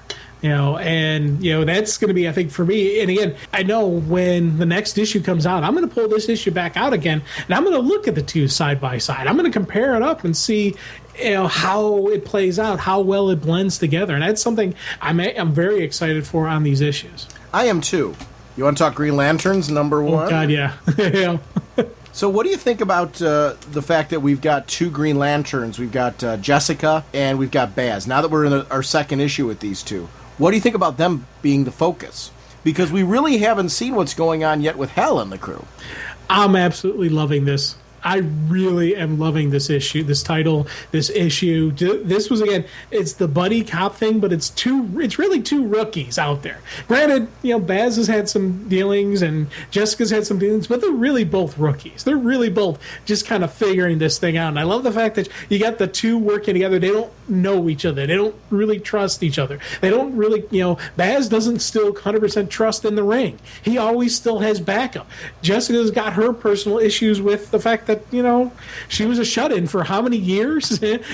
So she's had some issues. So I think that, for me, these two broad, just bold and dynamic characters having to work together. And not only having to work together, they're dealing with some serious problems with these Red Lanterns. I am so... last time we talked about it, I was happy about bringing back the villain Red Lanterns. Now that's gone up even more. They've kicked it up to 11. I absolutely love the strategy that they're laying out on this one. This is an absolute beautiful attack, and I am absolutely just going, how are these two going to beat this? Because guys like Hal and John would have an issue with this. These two rookies, how are they going to take this down? That, for me, has me going very excited to see where this story plays out. I like that there's this sense of, with Simon, that he doesn't totally trust the ring, doesn't totally trust the authority in the Lanterns, and what's going on there. The idea of having backup, his gun with him, and why it's there, it's because he doesn't trust those things yet. He's lived in a world that he has reason not to trust. And I like that his personality makes his attitude and the way he carries himself make a lot of sense. And I really enjoy that part about this book, that these characters are very well developed in a way that you're kind of like, oh yeah, I kind of get why they behave the way they do. That part really is something I'm enjoying about this. I'm glad you brought that up, because that's something about Baz when they first introduced, and I'm glad they're continuing it, because the whole thing with the war on terror and the fact that he was labeled a terrorist, and he still is kind of labeled a terrorist, even though they've kind of cleared him, but they really haven't. They've cleared him as long as he cooperates, as long as he gives them the information they want, as long as he is their guy, they'll clear him. But for a second, it will take them less than a heartbeat to completely turn on him, throw his family back in Quantico, everything that would just be terrible. And it's something for me that I really like, that they've continued. They introduced that concept when they first came out, and they're continuing it, because that is probably the biggest criticism on the war on terror, is that are we, the big argument that is out there is, are we doing good, or are we just making more soldiers against us? And you see the government, the way they're treating this guy who's a Green Lantern. You see this guy who's fighting to save, stop the bad guys, but they still, in the back of their mind, they're still thinking of him as if he's a terrorist. They're still thinking of him as if he could possibly turn on them. And that mistrust, is that what actually creates the problem, or is that actually how you fight it? And I love the fact that that's a massive argument and debate that's going on in the real world, but they're pulling it into the comic, and they're making it visible, and they're playing it out so it fits in this universe. I absolutely love the fact that they continued that storyline and that mindset with this character. The other thing I'm really loving about this book is the fact that both of these characters have reasons to mistrust the world because of things that have happened to them. It's very different, as far as who they are and their reasons why, but they're both also trying not to let that be their whole story. They're, as Green Lanterns, they're trying to move past that, to shift past that, to be something more than just be defined by that. And I like that feels very human. There are the ups and downs, the yin and the yang to all of that. And I feel that these characters feel very human and very contemporary today. I love that they're, for as different as the two of them think they are from each other, there really are some very blatant similarities in what the two have gone through, that they could understand and start to sympathize with each other in a way that I really am loving about this team up between the two. I think their differences are just as fun as their similarities. I'm really loving this team, but I would have never come up with this on paper, these two, and man, I'm digging it. Oh, God, yeah, never in a million years would I have thought these two together, and I'm glad they did it, because, again, and it's funny, because we talked about earlier the Tom King book, how there's no inner dialogue. I was like, I love that. With this one, I love the fact that we do have that inner dialogue. Yep. I love the fact that we're getting that mindset, especially when they're going in. That one line when Baz takes out the guy, and she, verbally she's like, "Hey, he's out, good job," and then she's thinking way over the top, and he's like, "Thanks, I'm pumped now," and then of course she's thinking, "You're slowing me down." And I love the fact that we're getting what they're trying to project, and then we're seeing what they're actually thinking. For this book, it really works, especially because these characters have such conflicted emotions going on. And when you're dealing with the Lantern, when you're dealing with Will, when you're dealing with the concept of overcoming fear, the fact that both of these two people have the fear in them, but they still have to work to overcome it. I love seeing that. Yeah, that's something that I'm really enjoying as well. I like this idea. They're separating the rings and the emotional spectrum again, in a way, because what happened for a while there, too many of them became good guys. And I think there was, and when I say good guys, it also, too many of them, they became kind of cookie cutter. And I really enjoyed the storytelling, don't get me wrong, but what happened was you get to a point where, okay, those stories have come to an end. They've taken everything as far as they can, and what ends up happening is you start to paint yourself into a corner. That's not a problem. That's not saying that the stories before were flawed. They weren't. I enjoyed them. But what happens is then you got to say, okay, now where do we go from here, and how do we make it interesting again? And that's really important. You got to refresh your characters, refresh your storytelling, add new elements to the mix, like this Guardian that we're seeing coming out of nowhere with this mysterious ring. That part is real interesting in what's going on here. This cult where the guy's sitting there, the blue woman promised me a ring, and that alien being kind of pinned up there against the wall. This is a real dark sense of mystery that would fit the Red Lanterns. And it brings back something that I loved Guy Gardner as leader of the Red Lanterns. That storyline was great. So don't get me wrong when I say this. I like that the creep factor's back with the Red Lanterns, though, because they're a creepy lot. This has brought back that sense of dread, danger, and freak out that should come with reading a story involving the Red Lanterns. They're taking the Red Lanterns to, I think, the next logical level of what's going on with these characters, and man, I'm into this. Oh God, yeah, and I love the fact that this Hell Tower that is, born out of this rage. Yep. Why it's coming about and how we're slowly getting, Atrocitus is laying out the plan, and had Belize set this whole thing up, but it got triggered too early. So they're trying to, but it's all about the Red Lanterns are really trying to save themselves because their connection to the Rage is dying. Their connection, they need a new home. So it looks like they're going to try to take over Earth and make that their new home, which we are a pocket of rage in this planet, so that's not a bad location to be. But I did like the fact that it's again, as I said, these two rookies are dealing with something way beyond their knowledge, way beyond their skill set, and they're really going to have to gut. It's going to be a gut check, and they're going to have to knuckle up, and they're going to have to really build as a team. I think that for me is something that I'm so excited to see. One, the rebirth of the Red Lanterns, rebirth of the evil rage Red Lanterns, but also see these two, work together. See, how are they going to pull this off? How are they going to come together? How are they going to do it? And I think that for me, those two big moments are something that it's really ringing for me. And I'm absolutely very excited to see how that plays out. I love that they called the police. They felt this is the time to let's involve the police. When you're encountering something like that, I love Jessica's reaction, first of all, to seeing all that death around her.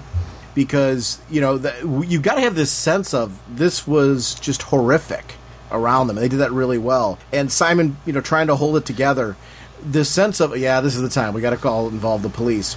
But then, the rage just increasing, the rage bomb to the tower. I really loved how that all played out, and then back into Waller. And, this sense of being a part of the global, larger DC universe. I thought this issue was better than even the Rebirth issue. Like, as far as establishing these characters, I really, don't get me wrong, I liked the Rebirth issue a lot. I was very into it. I thought this was I don't know if you agree with me, I thought this issue felt like a step up from that. Like, we introduced the premise in the last issue. Yes, now we're there. This issue, we're kicking off the ground running, and you people need to follow because we're going to be running. And I thought that was really important with this issue. This sense of action, storytelling, giving us a sense of what is this book going to be about? How is this book going to work? I think really was established in this issue in a way that was important to me. Oh, yeah. I'm 100% with you on that. This really, again, when the first issue, the Rebirth issue came out, I was like, oh yeah, that's kind of interesting. What's gonna happen here? Mm-hmm. This one really just hammered it home, and really just again, the Red Lantern sequences alone, that alone was enough to have me going, oh my God, this is awesome. Yep. Because again, you see the massive rage of the Red Lantern. You see the fact that the rage is deteriorating. It's left them weak and dying. They need to rebuild. They need to they need to bring back, what is, the Red Dawn is coming. The Red Lanterns will never die. And I love just the Atrocitus, just that evil, just that is just dripping from him. Just in one, visually the look of him.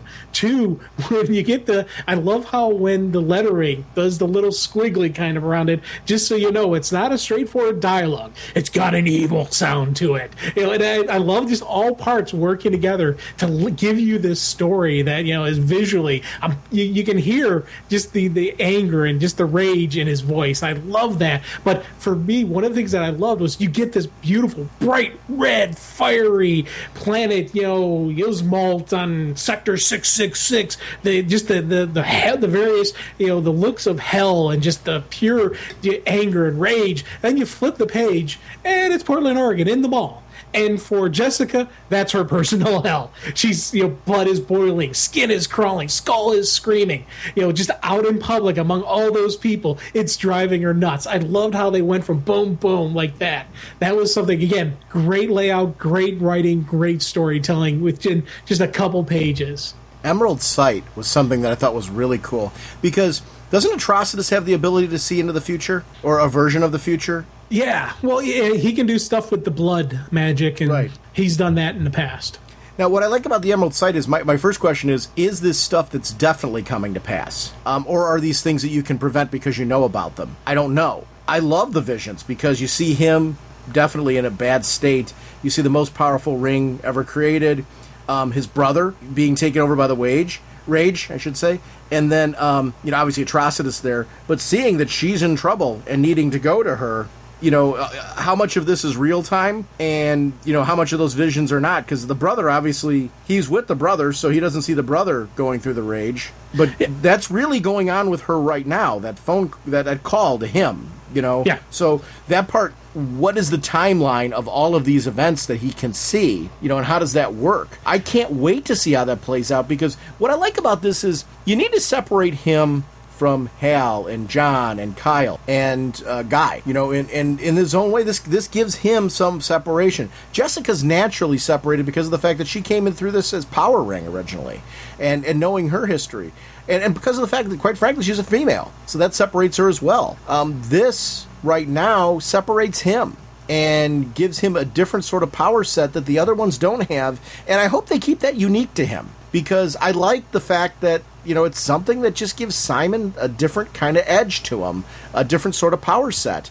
And I'd love to see the explanation as far as why him, what brings that power in play, and I can't wait to see more of that. That was an interesting twist, and I thought that was another thing that furthered this issue as being something that was a step up from the last one for me, was, oh, wow, they added a cool new twist that set aside Simon a little bit more. Yeah, and I took the Emerald Sight as past, present, and future. Okay. And it's a future that's not written yet, so he could, take care, he could fix it and not live. But I love the fact, again, I agree with you, that was an awesome, powerful scene. You get to, Jessica being overrun, and then you go to Atrocitus. And once again, that ending with Atrocitus was just a great way, because he's sitting there saying, they will each face their own rage. One lantern will serve, the other will fall, and Earth will succumb to the power of Red Dawn. Really cool, again, really cool, evil, powerful moment for Atrocitus that I was just like, yes, the boom, boom, boom, boom, boom, boom. Man, I am very pumped for a nice evil Red Lantern Corps. This has me something that just did not, again, I didn't think I would be this excited for this series. I thought, that'd be kind of a neat concept, but I did not think I would be just this pumped up for the next issue, going, I want it now, give it to me now. This is going to be cool, especially that sequence that his vision that he saw, him probably maybe dying or coming to a near point. His brother-in-law succumbing to the rage. Is he going to be able to pull him back? Is he going to be able to save him? And of course, Jessica, she's in massive trouble, but it's, again, oh man, this is awesome. This Rebirth event, I don't know if you're feeling the same way I am. It's another week where I'm just like, man, everything was just great. I'm loving this. Because usually there's issues by now where I'm kind of like, well, that was a good read. And you're kind of content with that. And I don't mean that in a bad way. Sometimes books are just good reads, and it's okay. I enjoy that experience. I like a good book. That's not a bad thing. These have been all great. That's been my experience with all this. And I don't know if you're in that same place. I found that when I start reading the Rebirth titles, the only thing that stops me is life, not the books. I want to keep going on when these books come out. I think their release schedule is really good. I think editorially right now, what they're doing is very smart. I don't know what the philosophy is of how they're deciding to round these books up and get them out on the publishing schedule that they are, and how they're wrangling these teams, or I'm working with these teams. Wrangling's not the right word. Working with these teams to get just these quality titles out right now. But man, they're doing a really, really good job, and I think the targeted releases that they're doing is just really working for me as far as an attach rate and an interest. Because I'm finding ba-bam, ba-bam, ba-bam. I'm immensely interested, and I can't put them down. Yeah, I'm buying, I'm buying them digital format, and I'm on Wednesday, and then when I get my paper copy, and I have absolutely zero issue doing that, just because I am so enjoying them, because I don't want to wait, to actually read these. I got to jump on these right away, and so it's funny how many copies of these books I'm getting right now, and I'm okay with it, because, again, I am so pumped and excited for the DC Universe right now. This is doing some really cool stuff, and it's, again, You think back to the conversations we had when they first came up with this. We're like, I don't know, what are they going to do? I don't know, what are they going to... And then as we hear more information, we had some sadness where we lost some titles that we loved, but we're getting some great stories, man. We're having fun. They're telling this epic, massive epic story of the rebirth within these individual titles. Within these, you're getting a little piece here, a little piece there, but then you're getting these amazing stories. I'm very excited for Hal Jordan and the Green Lantern Corps because I want to see what's going on out there, what they're dealing with. I'm excited to see these two on the Justice League because these are going to be the Green Lanterns on the Justice League. Yeah. I want to see how that plays out. I want to see their interaction because that's going to be the interaction of Superman, Batman, and Wonder Woman. I want to see them all as a team. There's so many different stuff that I'm excited to see, just from what we've already read.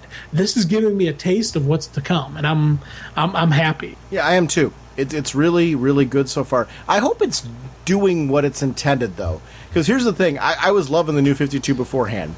So they had me. They had you. We were both digging what was going on before.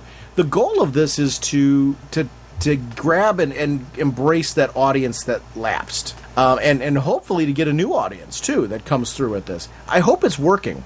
I hope that people are giving these books a shot and they're finding those pieces that they've been missing. If not all of them, at least with some of the titles where they're like, man, I stepped away from DC. I'm digging this book now. Man, they took this character that I love and they really did something with them. Because not everybody's going to read all the titles like you and I do. We do it. I want to say I do it for the podcast. It's not true. I'm really enjoying it. So I would still be reading these titles if I wasn't doing this show. But, budget doesn't always allow everyone to do that. I've been there before. It's hard to let certain books go.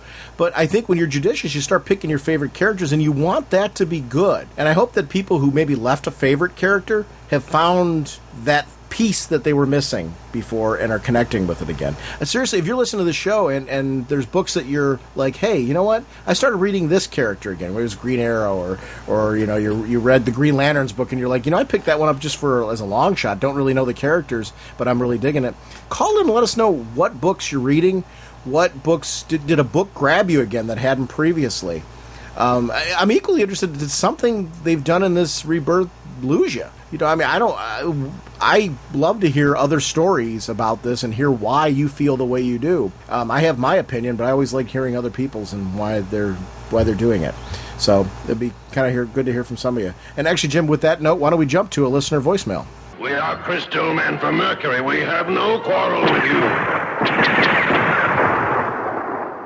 Yes, Sean and Jim. Yes, this is Rasul from Jeffersonville. And once again, I have to tell you, I just went on a recent road trip and listened to your first 16 episodes. And, man, there's no way I'm not going to finish all 400 episodes. You guys really get DC Comics. Your enthusiasm, your excitement is second to none. And, Jim, I'm proud of you for not being a comic fan. You come from the other Marvel Universe, which is totally different from DC, and has become a great fan of DC Comics. And your counterpoint to Sean is excellent, so it makes the podcast truly outstanding. But I also wanted to give my take on Rebirth.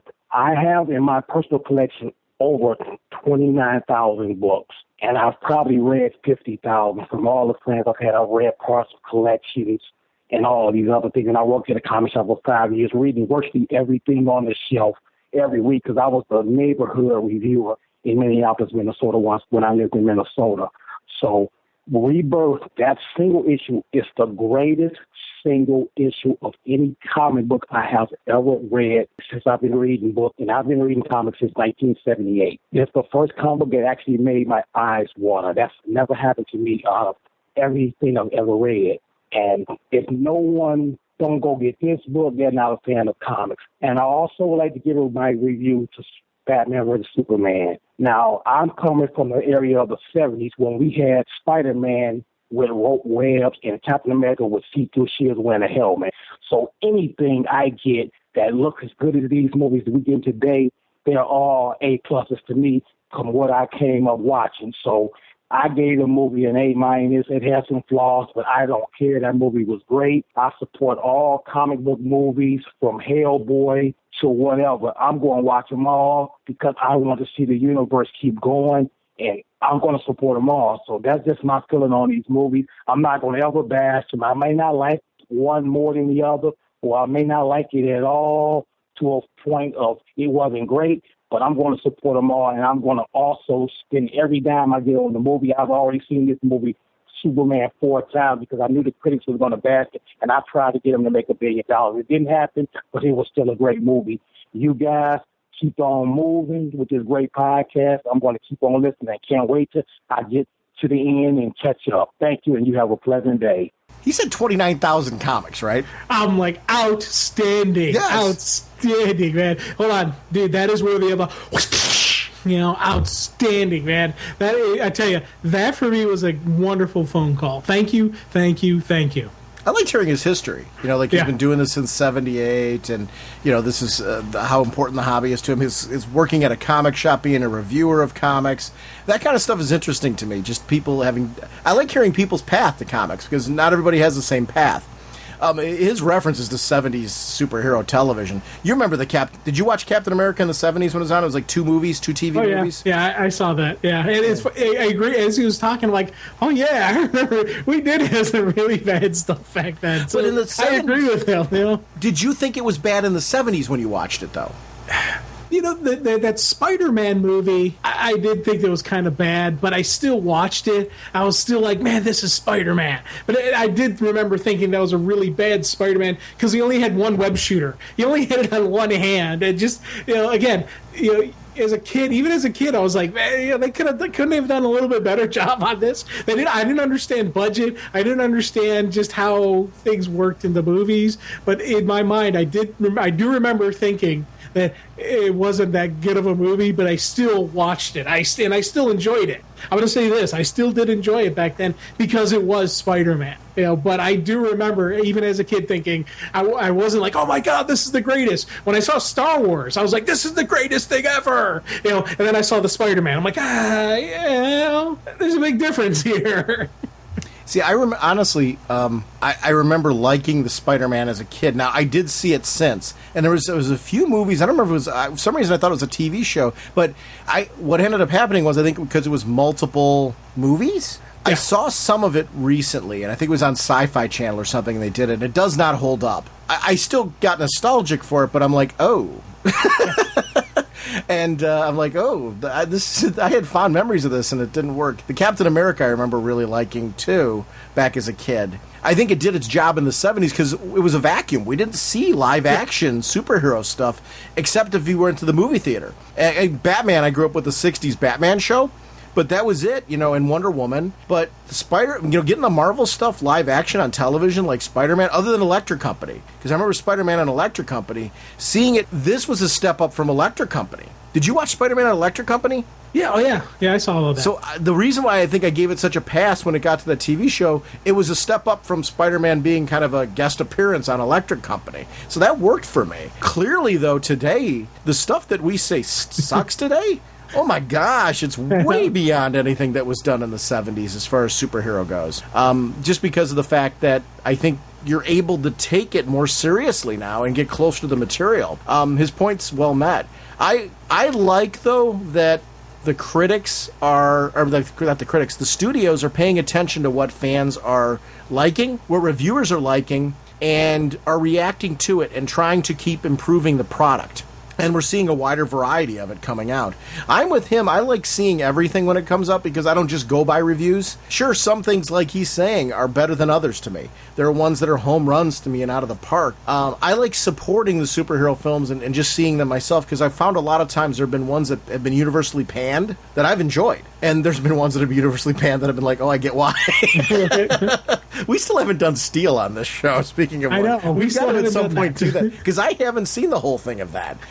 So I'd like to actually sit down. I might regret saying this. I'd like to sit down and watch that and actually do it on the show at some point. So we got to talk about doing that one just because of that. But thank you for calling. And he's 16 episodes in, I think he said, in doing the show, and he's trying to get through all 400. And thank you. Whether you succeed or not, I really appreciate. Here's what I appreciate: people that find value in some of our older work and finding that is still something worth listening to, it means a lot, because we put a lot of time into this.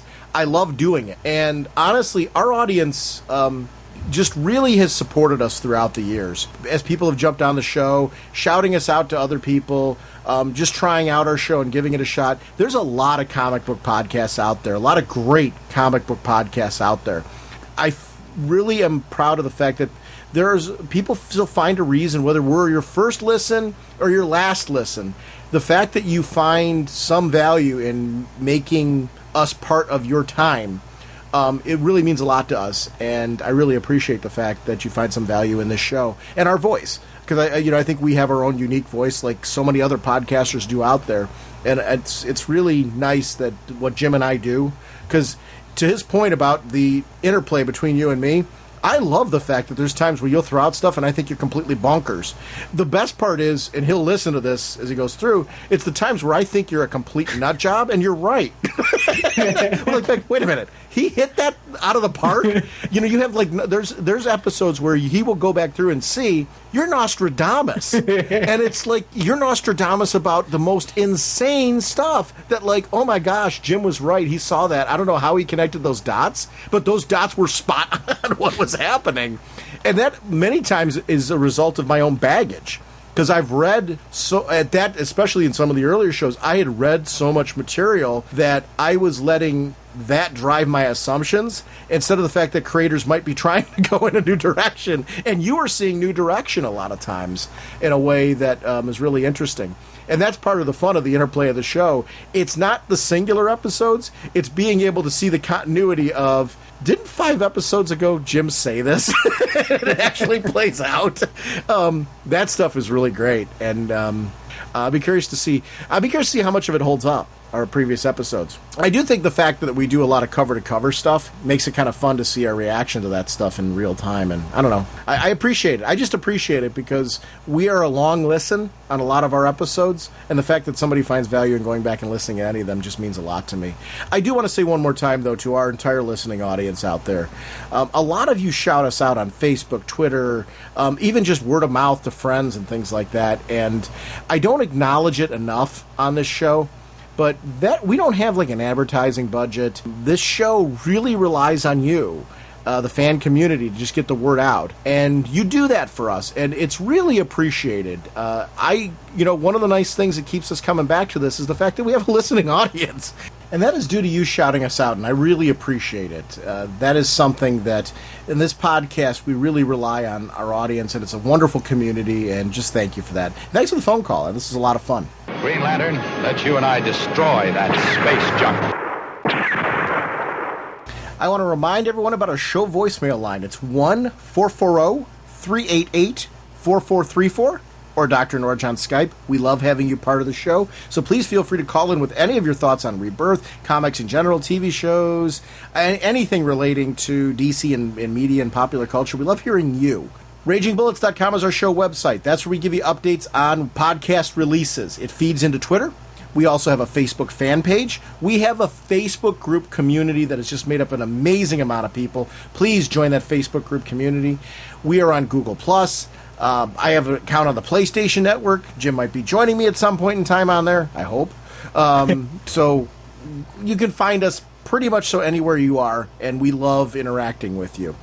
Jim, we are sponsored this episode. Once again, DCB Service, InStockTrades.com. Before you get into DCBService.com, I do want to remind everybody that they are a digital partner. Whether you do Comixology or MyDigitalComics.com. I don't know where I was going with the whole I thing. You want to link those accounts to your DCB Service account. 5% of those purchases go to your DCB Service order. So, Jim, what else do they got for us?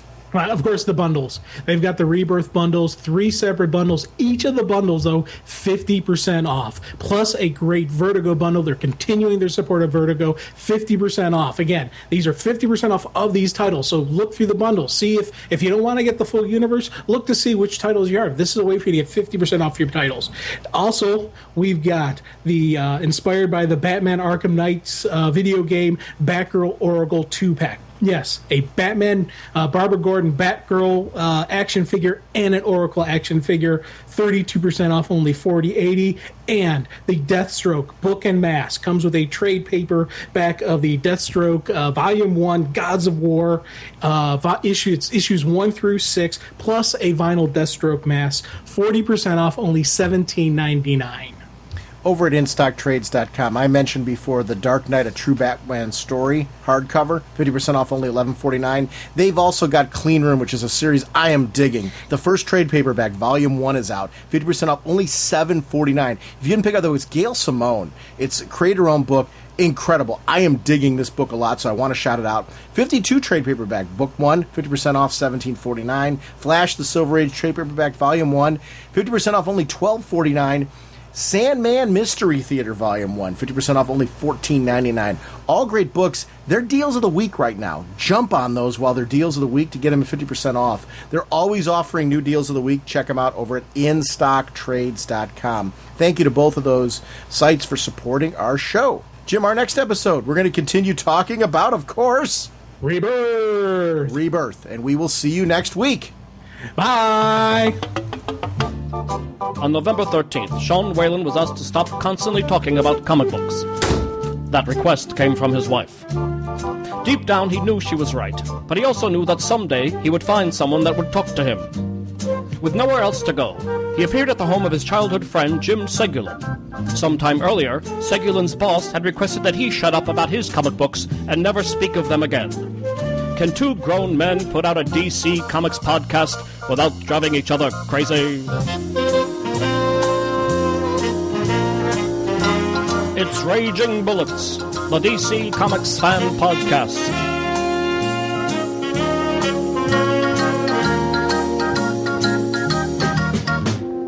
With Sean Whalen as Dr. Norge, and Jim Segulin as the Sensei of the Whatnot and the Duke of You Know.